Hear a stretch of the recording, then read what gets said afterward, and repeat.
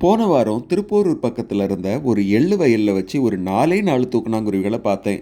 அதனால எனக்கு தூக்கணாங்குருவிகளோட வீட்டுக்கே போய் அவங்கள பார்க்கணுன்னு ஆசை வந்துருச்சு. வாங்க என் கூட சேர்ந்து ரசிக்கலாம். அதுக்கு முன்னாடி ஒருவேளை நீங்கள் வைல்ட் லைஃப்பில் இருந்தீங்கன்னா நான் யூஸ் பண்ணிட்டு இருக்கிற ப்ராடக்ட்ஸ் உங்களுக்கு யூஸ்ஃபுல்லாக இருக்குமான்னு சொல்லிட்டு பாருங்கள். என்னோட கியர் ஒயிட் கலரில் இருக்கிறதுனால ஒரு கேமோஃப்ளேஜ் கோட் யூஸ் பண்ணுறேன். கேமோ கோட்னு ஒரு பிராண்டு கார்டுகள் ஃப்ளிப்கார்ட் ரெண்டுலேயுமே கிடைக்கிது. குவாலிட்டி ரொம்பவே நல்லாயிருக்கு. அதே மாதிரி என்னோடய லென்ஸை க்ளீன் பண்ணுறதுக்கு நான் ஜைஸ் கிட் யூஸ் பண்ணிகிட்ருக்கேன். ரொம்ப நாளாக யூஸ் பண்ணிகிட்ருக்கேன். Cleaning cloth, blower, cleaning solution, brush எல்லாமே வந்து நல்லா தரமாக இருக்குது. ரீசெண்டாக வேன்கார்டு பேக் ஒன்று வாங்கினேன். அதுவுமே குவாலிட்டி நல்லா இருக்குது. கொஞ்சம் காஸ்ட்லி தான், ஆனால் கேமராவும் லென்ஸும் சேஃபாக இருக்கிறத நம்ம கண்டிப்பாக ஃபீல் பண்ணுவோம். நல்லா ஸ்பேஷியஸாகவும் இருக்குது. நான் என்ன மாடல் வாங்கியிருக்கேன்னு ப்ராடக்ட் லிங்க் கொடுத்துருக்கேன். இதுக்கு முன்னாடி அடிக்கடி லோ பட்ஜெட்டில் ட்ரைபாட்ஸ் வாங்கிட்டு இருப்பேன். வெயிட்டு தான் அதிகமாக இருக்கும், ஆனால் அடிக்கடி உடச்சி போகும். இப்போது நீவர் பிராண்டில் ட்ரை பண்ணேன். உண்மையிலே நல்லா இருக்குது. பட் புது லென்ஸ் வாங்கினதுக்கப்புறம் நான் அதை ட்ரை பண்ணவே இல்லை. அதே மாதிரி ஒரு பேக், வைல்ட் கிராஃப்ட் பேக் வந்து நான் வச்சுருப்பேன். எப்போதுமே என்னோடய தோளில் வச்சுருப்பேன். உள்ளே வந்து ஒரு லிப் கார்ட் போட்டிருப்பேன். ஏன்னா கடல் பக்கம்லாம் போனேன்னா வாய் அப்படி காஞ்சு போயிடும்.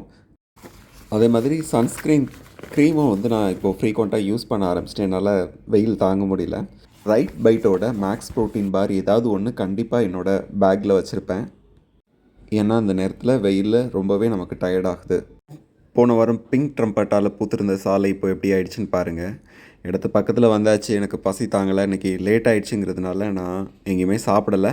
இந்த ப்ரோட்டீன் பாரை ஃபஸ்ட்டு நான் சாப்பிட்டுட்டு பேர்டிங் முடித்ததுக்கப்புறம் பசிச்சதுன்னா சாப்பிட்டுக்கலான்னு ஒரு காஃபி கூட குடிக்கல இன்றைக்கி. நான் முகத்தில் போட்டிருக்க மாஸ்க்குக்கு பேர் பேந்தனான்னு சொல்கிறாங்க. நான் நிறைய பிராண்ட் ட்ரை பண்ணியிருக்கேன். நான் முகத்தை அழுத்தம் ஃப்ரீகல்டன்னு ஒரு பிராண்டு மட்டும்தான் நல்லா இருக்குது. நல்லா சாஃப்டான கிளாத்தில் இருக்குது. நமக்கு நல்லா கவர் ஆகுது. போகிற வழியில் முதல்ல மாட்டினது இந்த நீலத்தாழை கோழிங்கிற பொட்டுக்கோழி. இது வந்து ரொம்ப சாதாரணமாக நம்ம எல்லா இடத்துலையுமே பார்க்க முடியும். ஒருவேளை உங்களுக்கு தெரியாத ஒரு விஷயம் இதுவாக இருக்கலாம். இது வந்து 95% வெஜிடேரியன்.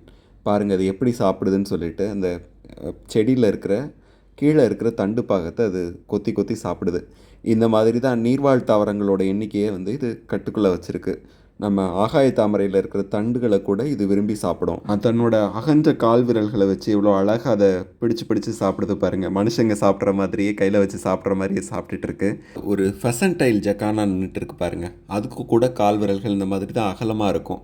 அது அப்படியே இலை மேலே நடந்து போகும்போது பார்க்குறதுக்கு அழகாக இருக்கும்.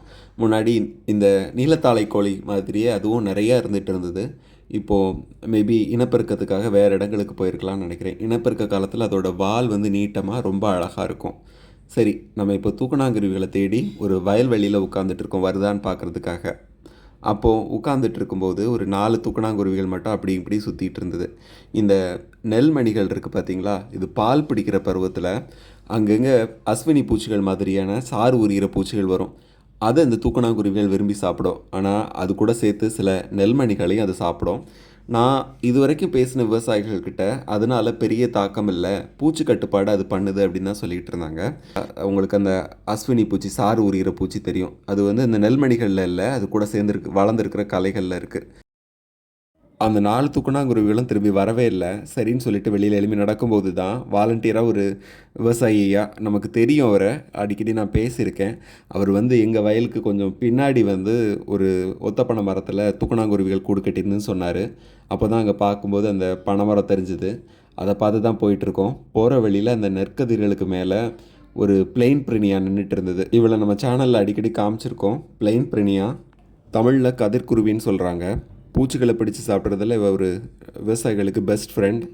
நம்ம நீலத்தாழை கோழியை 95% வெஜிடேரியன் சொன்னோம். இவன் 95% நான் வெஜிடேரியன்.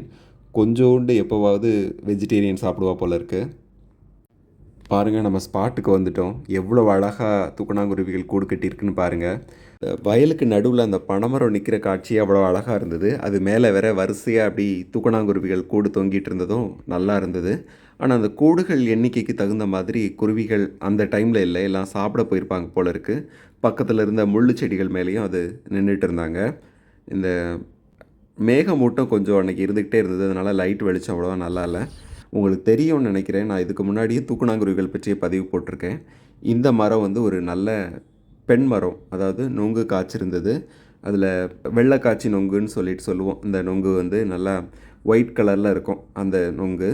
நாம் இதுக்கு முன்னாடி பார்த்த ஒரு தூக்கணாங்குருவி காலனி வந்து ஒரு ஆண் பனை மரத்தில் இருந்தது. இதே ஊரில் தான் நான் வேறு ஒரு இடத்துல அந்த தூக்கணாங்குருவி காலனியை நம்ம பார்த்தோம். வீடியோவில் நீங்கள் பார்த்துட்டு இருக்கிறது தான் பனம்பூ, ஆண் பனையில் உள்ள பூக்கள்.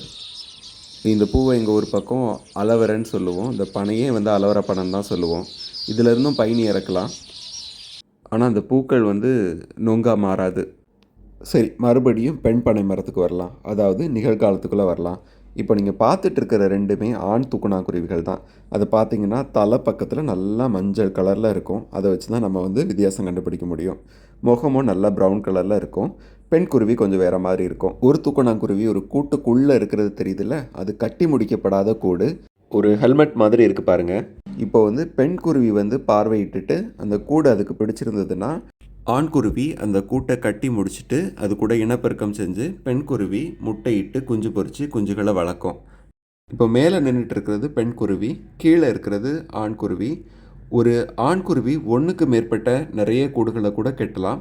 பெண் குருவிக்கு அந்த கூடு பிடிக்கலைன்னா, அதாவது பாதி நிறைவடைந்த கூடு பிடிக்கலைன்னா அந்த பெண் குருவி அடுத்த கூட்டை தேடி போயிடும். எந்த கூடு பிடிச்சிருக்கோ அந்த ஆண்குருவியை தான் அதை தேர்ந்தெடுக்கும். அதே மாதிரி ஒரு ஆண்குருவியும் நிறைய பெண் குருவிகளுக்கு அந்த வீட்டை காட்டும். எந்த பெண் குருவிக்குமே அந்த வீட்டை பிடிக்கலைன்னா அந்த வீடு கட்டுறதை கைவிட்டுட்டு அடுத்த கூடு கட்டுறதுக்கு போயிடும். இந்த கூடுகள் எல்லாமே ஒரே மாதிரி இருக்கும்னு சொல்ல முடியாது. நீளமாக இருக்கிற வாசல் பகுதியும் ஒவ்வொரு கூட்லேயுமே கூட ஒவ்வொரு நீளத்தில் இருக்கும்.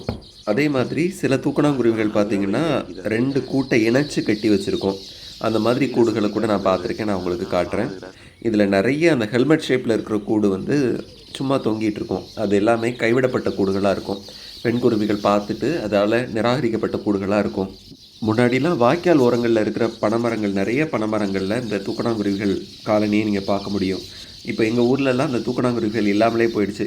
வயல்வெளிகளும் காணாமல் போயிட்டுருக்குது. அதே மாதிரி இந்த பனை மரங்களில் தொங்குற தூக்கணாங்குருவிகள் கூட்டையும் பார்க்க முடியறதில்ல. சின்ன வயசில் விழுந்து கிடக்கிற தூக்கணாங்குருவிகள் கூட்டை எடுத்துகிட்டு வந்து விளையாடுறது ஒரு பொழுதுபோக்காக இருக்கும். இங்கே சென்னையை சுற்றி இருக்கிற சில கிராமங்களில் தூக்கணாங்குருவிகளை பார்க்கும்போது எனக்கு ரொம்ப ஆச்சரியமாக இருந்தது. சின்ன வயசு ஞாபகங்கள்லாம் வந்தது. அதனால் இந்த தூக்கணாங்குருவி சீசனை நான் மிஸ் பண்ணாமல் போன வருஷமும் வந்தேன். இந்த வருஷமும் அதே நேரத்துக்கு வந்திருக்கேன். இதை பற்றி நிறைய பேச வேண்டியிருக்கு. நீங்கள் பார்த்தீங்கன்னா இந்த தூக்கணாங்குருவிகள்லாம் வாயில் கொஞ்சம் புழுவை எடுத்துகிட்டு வருது. சில பேர் வந்து தூக்கணாங்குருவிகள் இந்த நெல்மணிகளை ரொம்ப சேதப்படுத்துதுன்னு நினைப்பீங்க. ஆனால் அந்த சேதம் வந்து ஒரு குறிப்பிட்ட அளவுக்குள்ள தான் இருக்கும். நெல் பால் பிடிக்கிற பருவத்தில் மட்டும்தான் அந்த தூக்கணாங்குருவிகள் அந்த நெல்மணிகளை கொஞ்சம் கொஞ்சம் சாப்பிடும். மற்ற நேரங்களில், முக்கியமாக இனப்பெருக்க காலத்தில் அதுக்கு வந்து புரதச்சத்து தான் அதிகமாக தேவைப்படும். அதனால் மற்ற நேரங்களில் எல்லாம் பயிர்களை தாக்குற பூச்சி புழுக்களை தான் அது விரும்பி சாப்பிடும். அதனால் விவசாயிகளுக்கு வந்து அதிகமாக நன்மை தான் இருக்குது. இதுக்கு முன்னாடியுமே கூட நான் ஒரு விவசாயிக்கிட்ட போன வீடியோவில் நான் பேசி வீடியோ போட்டிருக்கேன். அவருமே கூட இந்த தூக்கணாங்குருவிகளால் எந்த தொல்லையும் இல்லை. அவருக்கு வந்து அந்த தூக்கணாங்குருவிகள் குறைஞ்சிக்கிட்டு வர்றது வருத்தமாக இருக்குங்கிறத தான் சொல்லிகிட்டு இருந்தார். நிறைய வருடங்களாக அந்த தூக்கணாங்குருவிகள் கூட அவர் பார்த்துருக்கிறதாகவும் அது கொஞ்சம் கொஞ்சமாக குறைஞ்சிக்கிட்டே வர்றதாகவும் அவர் சொல்லிகிட்டு இருந்தார். அன்பு உறவுகளே, இந்த மாதிரி சின்ன சின்ன உயிரினங்களை அடுத்த தலைமுறைக்கு கொண்டு போய் சேர்க்கறது நமக்கு இருக்கிற முக்கியமான பொறுப்பு. அதுக்காக தான் நான் அந்த மாதிரி வீடியோக்கள் போட்டுட்ருக்கேன். தூக்கணாங்குருவிகளை பற்றி இன்னும் பேச வேண்டியிருக்குது. எனக்கு நேரம் கிடைக்கும்போது தான் நான் இதை எடிட் பண்ணி இந்த மாதிரி வீடியோஸ் போட்டுட்ருக்கேன். என்றைக்கும் எடிட் பண்ண ஆரம்பித்த இந்த வீடியோ டைம் கிடைக்காததுனால இழுத்துகிட்டே இருக்குது. அதனால் இந்த வீடியோ இதோட ஸ்டாப் பண்ணிவிட்டு இதோட கண்டினியூஷன் இன்னொரு வீடியோவில் போடுறேன். உங்களுக்கு இந்த வீடியோ பிடிச்சிருந்ததுன்னா மறக்காமல் லைக் பண்ணிவிட்டு உங்கள் ஃப்ரெண்ட்ஸோடு ஷேர் பண்ணுங்கள். யூடியூபர் இருந்ததுன்னா ஹைப்னு ஒரு ஆப்ஷன் இருக்கும். அந்த ஹைப்பை கொடுத்தீங்கன்னா நீங்கள் நிறைய பேருக்கு இந்த வீடியோ கொண்டு போய் சேர்க்கலாம். அதே மாதிரி ஃபேஸ்புக்கில் பார்த்தாலும் மறக்காமல் கமெண்ட் பண்ணுங்கள். தூக்கணாங்குருவிகளை பற்றி பேசுகிறதுக்கு இன்னும் நிறையா இருக்குது. தூக்கணாங்குருவிகளில் இன்னும் நிறைய வகைகள் இருக்குது. நம்ம கிராமங்கள்லேயே இன்னும் சில வகைகளை நம்மளால் பார்க்க முடியும். நான் பார்க்குற இடங்கள்லேயே தூக்கணாங்குருவிகளுக்கு சில வகையான ஆபத்துகள் இருக்குது. அதை தடுக்கிறதுக்கு என்னாலான முயற்சிகளை நான் செஞ்சுட்டு தான் இருக்கேன். உங்கள் வீட்டை சுற்றி இருக்கிற பறவைகளை ரசிக்க ஆரம்பிங்க. அப்போது அந்த பறவைகள் மேலே ஒரு அன்பு உருவாகும். அந்த அன்பு அந்த பறவைகளை அடுத்த தலைமுறைக்கு கடத்திட்டு போகும். மறுபடியும் இன்னொரு வீடியோவில் உங்களை மீண்டும் சந்திக்கிறேன். நன்றி, வணக்கம்.